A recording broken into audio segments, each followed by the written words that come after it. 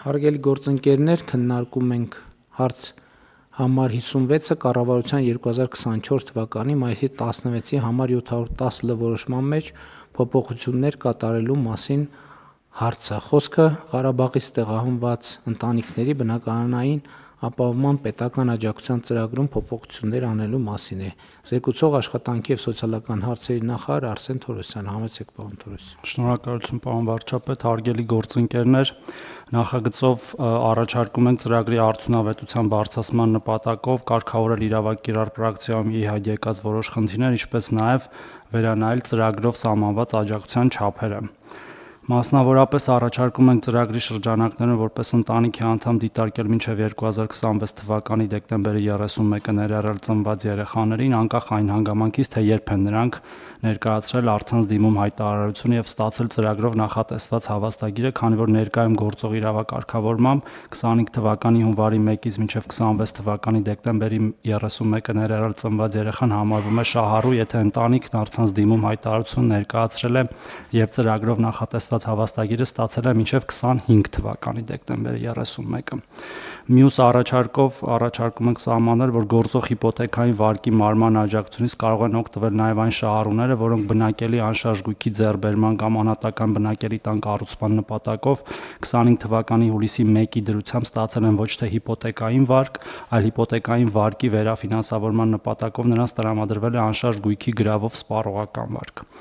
Առաջարկում ենք նաև սահմանել, որ եթե շահառուն դրական մնացորդը ցանկանում է իրացնել կահույքի կամ կենցաղային տեխնիկայի գնման ուղղությամբ, ապա այս դեպքում աջակցության գումարը փոխանցվում է վաճառողի բանկային հաշվին Հարկային օրենսգրքի 55-րդ հոդվածի 2-րդ մասի 1 եւ 5-րդ կետերով սահմանված փաստաթղթերի համար, իսկ դրանք են հարկային հաշիվը, հաշիվ ավերագիրը, հսկիչ դրամարկղային կտրոնը, ԱՀ-ի վերադարձի հարկային հաշիվը, ապրանքի տեղափոխման բեռնագիրը, ներկայումս սահմանված է բացառապես հաշիվ ապրանքագիրը, ինչը իրավակիրառ պրակտիկայում խնդիրներ է առաջացնում։ Մյուս կետով միջկերատեսչական հանձնաժողովի աշխատանքն առավել արդյունավետ կազմակերպելու նպատակով առաջարկում ենք սահմանել, որ թե ծրագրին դիմաց եւ շահառուի կարգավիճակ չստացած դիմումատուի տվյալներն առկա են Ղարաբաղի անհատական հաշվառման տվյալների բազայում կամ կրթության, գիտության, մշակույթի և սպորտի նախարարության կողմից վարվող դպրոցների կառավարման տեղեկատվական համակարգում, որտեղ արտացոլված է տեղեկատվություն այն մասին, որ ծրագրին դիմաց եւ շահառուի կարգավիճակ չստացած դիմումատուն 20 թվականի սեպտեմբերի 27-ից 22 թվականի դեկտեմբերի 12-ից առաջ առնվազն 12 ամիսների ընթացքում աշխատել կամ սովորել է Ղարաբաղում, ապա նրան շնորհվում է շահառուի կարգավիճակ անկախ որոշմամբ սահմանված մյուս փաստաթղթերի առկայությունից, այսինքն ավելի դյուրինացնում ենք շահառուի կարգավիճակ ստանալը եւ վերջի առաջարկով, որը նաեւ դուք հնչեցրեցիք, պարոն վարչապետ, նախագծով առաջարկվում է վերանայել ծրագրով սահմանված աջակցության չափը, մասնավորապես ընդլայնել 4 միլիոն դրամ սահմանաչափով բնակավայրերի ցանկը, որոնք ներկայումս 611 են, եւ ավելացնել դրանք 150 բնակավայրով, եւ խոսքը վերաբերում է Երևանին սահմանակից համայնքներին, նախկինում Երևանը եւ Երևանին սահմանակից համայնքները սերտիֆիկատների իրացման ժամանակ կարող էին շահառուները ստանալ 3 միլիոն դրամի փոխհատուցում, իսկ հիմա Երևանից բացի Երևանին սահմանակից համայնքների դեպքում կդառնա 4 միլիոն դրամ, այսինքն ըստ էության կլինի Երևանը 3, որոշ սահմանամերձ համայնքներ, որոնք 5 են, կմնան 5 եւ մնացած բոլորը կդառնա 4, եթե թույլ տաք արագ ասեմ սահմանակից համայնքների անունները, Աշտարակ համայնք։ Բերեք, պարոն Թորոսյան, մի հատ կետ ավելի բան հաստատենք, էլի։ Այսինքն առաջի կետը վերաբերվում է մինչև 2026 թվականի դեկտեմբերի 31-ը ծնված երեխաներին, այսինքն այն օրվա մեր քննարկման ժամանակ էլ կոնկրետ տենց օրինակ ունեինք, ոնց է աշխատելու այս պարագան, այսինքն պիտի ընտանիքը սպասի երեխան ծնվի, հա։ Երբ որ երեխան ծնվում է, այսինքն իրանց սերտիֆիկատի գումարը ավելանում է, որտեվ կարող է լինել։ Այսինքն սա նշանակում է պետք է սպասեն մինչև երեխայի ծնվել, չպետք է բնականon ձեռք բերեն։ Չէ, այսինքն երբ որ ծնվում է, իրանց սերտիֆիկատի գումարը ավտոմատ ավելանում է, եւ եթե նույնիսկ ձեռք են բերել, իրենք ունեն նաեւ հնարավորություն այդ դրական մնացորդը այլ նպատակներով օգտագործելու, կշարունակեն օգտագործել։ Այսինքն մինչև 2026 թվականի դեկտեմբերի երեխան ծնվեց, անկախ ընթացիկ կարգավիճակից Լրացուցիչ թե 4-ա, թե 5-ա, թե 3-ա։ Իրենք ունեն անհատական հաշիվ, մենք ունենք նաև առցանց համակարգ, որտեղ երևալու այդ դրական մնացորդը, նաև այն սահմանաչափերը, որով որ կարող են այդ դրական մնացորդը օգտագործել, ինչպես նշեցի, կահույք, կենցաղային տեխնիկա, որոշ դեպքերում հողամաս կարող են օգտագործել։ Շատ լավ։ Երկրորդը ինչ դեպքի համար են կարգավորում, սա ինչ։ Պարոն վարչապետ, եղել են շահառուներ, իրենք քիչ են թվով, բայց արդարության համար ենք այս կարգավորումը անում, որոնք այդ պահին ոչ թե հիպոթեկային վարկով են այդ նույն տունը ձեռք բերել, այլ տեսակի վարկատեսակով, բայց միևնույնն է տուն են ձեռք բերել, ոչ թե պարզապես վարկ են վերցրել եւ այդ գումարը ծախսել են այլ նպատակներով, դիմումներ են ունեցել քաղաքացիներից եւ հարկ են համարել ուղումը կատարել, Այսինքն ոնց այլ տեսակի վարկով, ոնց սպառողական վարկով տուն են ձեռք բերել։ Համեցեք։ Շնորհակալություն, պարոն վարչապետ։ Այս դեպքերում մեծամասամբ իրենք առաջին փուլում հենց հիպոթեկային վարկել կոչվել են։ Բայց բանկային համակարգ շուկայում այսպիսի առաջարկ ունի, եթե մարդը ունի հիպոթեկային վարկ, առաջարկում են տեղափոխել մեկ բանկից մյուս բանկ եւ ավելի ցածր տոկոսադրույքով վերաֆինանսավորել։ Եվ այդ դեպքում, երբ որ մարդը հիպոթեկային վարկը ֆինանսավորած տեղափոխում է հաջորդ բանկը, այդ նոր բանկը երբեմն այդ վարկը անվանում է ոչ թե հիպոթեկային, այլ սպառողական վարկ անշարժ գույքի գրավով։ Այսինքն տրամաբանորեն նույն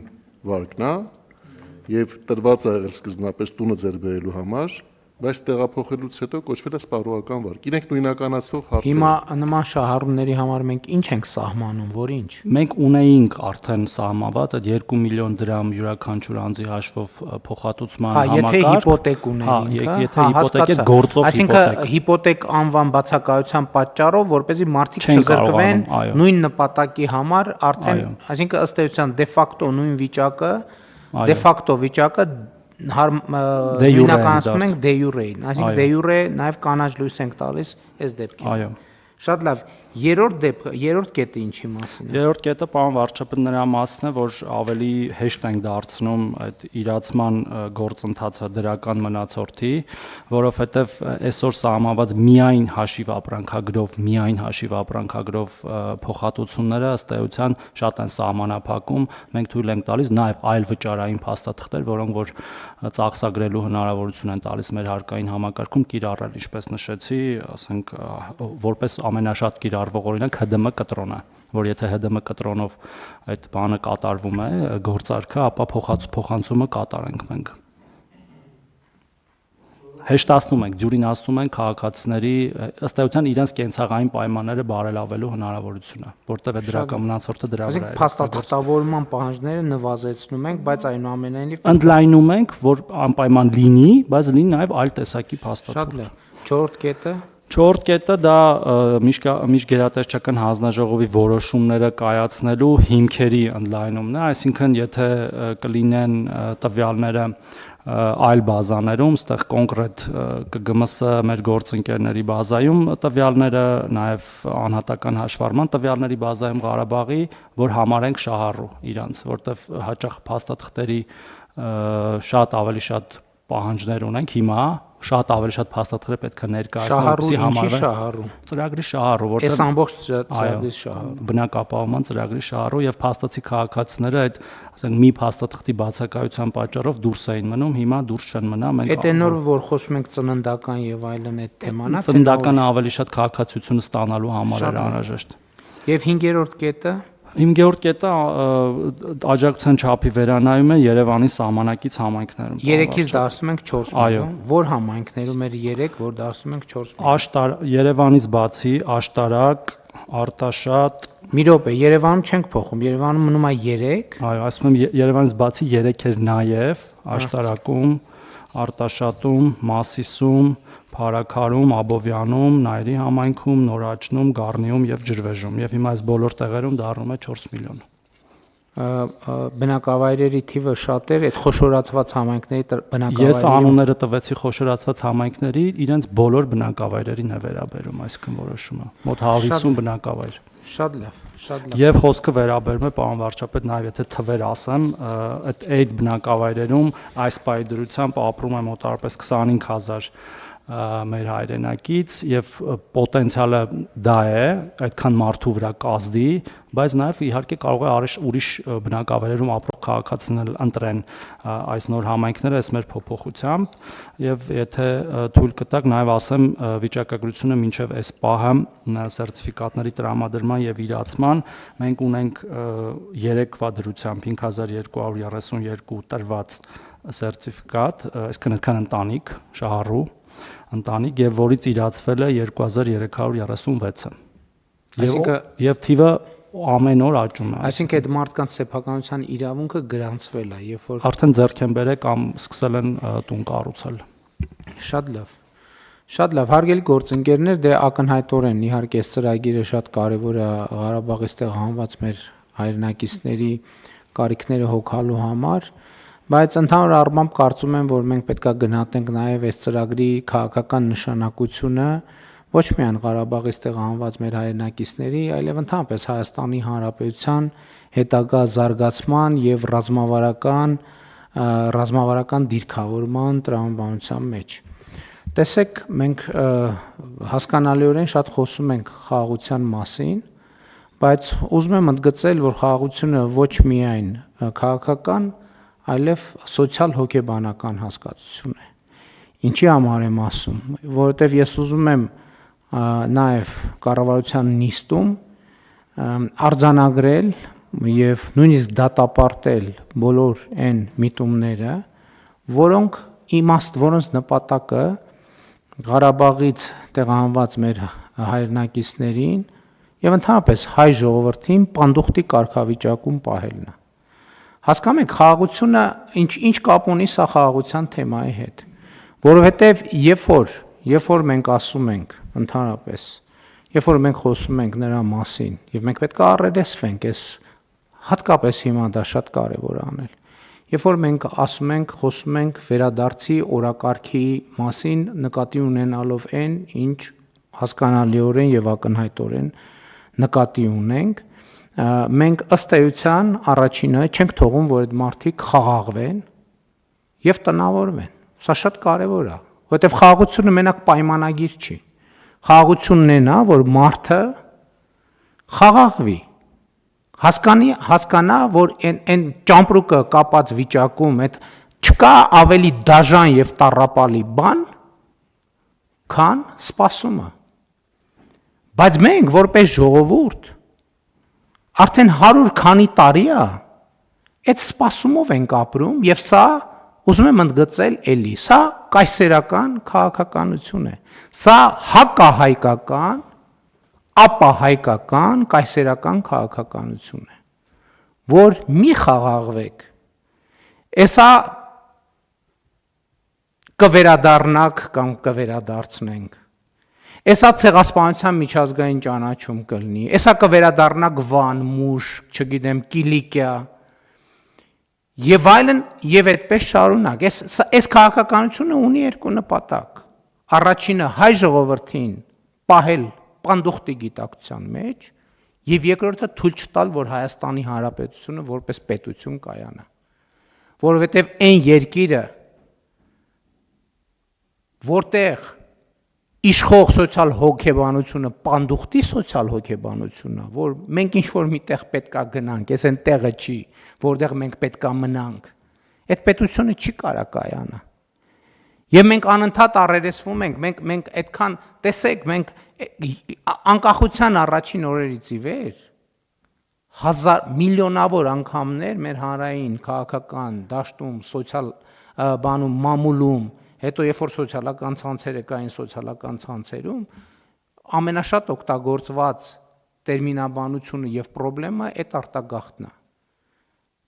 Մեր խնդրեմն է, բայց մենք այդ խնդրեմը չենք ճանաչել եւ չենք ճանաչում։ Մենք չգիտենք այդ ինչ երևույթ է։ Ընդ որում, ես ուզում եմ սա բան անել, սա ընդգծել, ընդ որում ժողովուրդը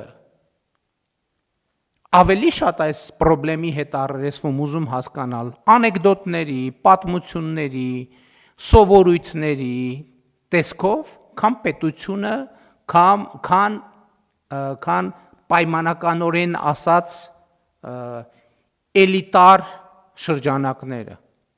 որովհետև էլիտար, այսպես ասած, շրջանակները այդ process-ի մաս են, որովհետև էլիտար շրջանակները կայսերական քաղաքականության մաս են, գիտակցաբար թե անգիտակցաբար, լինելով այն մեխանիզմի գործողության մեջ, որի նպատակը էլ եմ ասում, Հայաստանի Հանրապետության որպես անկախ ինքնիշխան զարգացած ազատ պետություն կայացումը թույլ չտալն է։ Եվ սա սպառնալիք է Հայաստանի անվտանգության համար։ Այդ ժամանակ այդքան որ ասում են անվտանգություն, երկրորդ արտագաղթից հետո անվտանգությունն է։ Մենք մինչև հիմա չենք էլ հասկացել անվտանգությունը ինչ է, ինչ բաղադրից, ինչ կոմպոնենտներից է ինքը բաղկացած։ Որովհետև ոչ մի համակարգ ինքը մի դետալից չի բաղկացած։ Ոնց որ ավտոմեքենա ասելով նկատի ունենանք անիվ կամ ղեկ։ Անիվ կարող ենք ունենալ նույնիսկ 4 հատ, բայց դա չի նշանակում, որ մենք մեքենա ունենք։ Նստատեղ կարող ենք ունենալ նույնիսկ 15 հատ, բայց դա չի նշանակի, որ մենք մեքենա ունենք։ Շարժիչ էլ կարող ենք ունենալ, բայց դա չի նշանակի, թե մենք մեքենա ունենք։ Եվ ես կարծում եմ, որ մեր մեծագույն խնդիրն է արձանագրել հետևյալը։ Եվ ես իմիջիալոց նաև իրական Հայաստանի մասին բանախոսությունների ընթացքում ես այդ թեմային անդրադառնում եմ, ես իսկապես ուզում եմ հասկանալ այդ երևույթը։ Այդ ինչ երևույթ է, որ մարդը ծնվել, մեծացել է Հայաստանում, ասինքն ապրում է, ենթադրենք Քաջարանում կամ Դիլիջանում կամ չգիտեմ որևէ տեղ։ Ինքը ստեղ է ծնվել, մեծացել, իր հայրը ստեղ է ծնվել, մեծացել, բայց ասում ես դու որտեղից ես, ուզում ես իմանաս որտեղ է ապրում, փողոցը, բանը եւ այլն։ Ասենք մարդը կարող ասի ես Վանից եմ։ Թվում է թե այս ինչ հետաքրքիր բան է, հայրենասիրական մոտեցում է։ Բայց սա լրիվ ուրիշ երևույթ է, սա կայսերական հայրենասիրության դրսևորում է։ Չեմ վարանի, ելի ուզում եմ ասել ավելի կոնկրետ, ստալինյան հայրենասիրության դրսևորում է։ Հայրենասիրության այն բանաձևը, որը Ստալինը բան արել,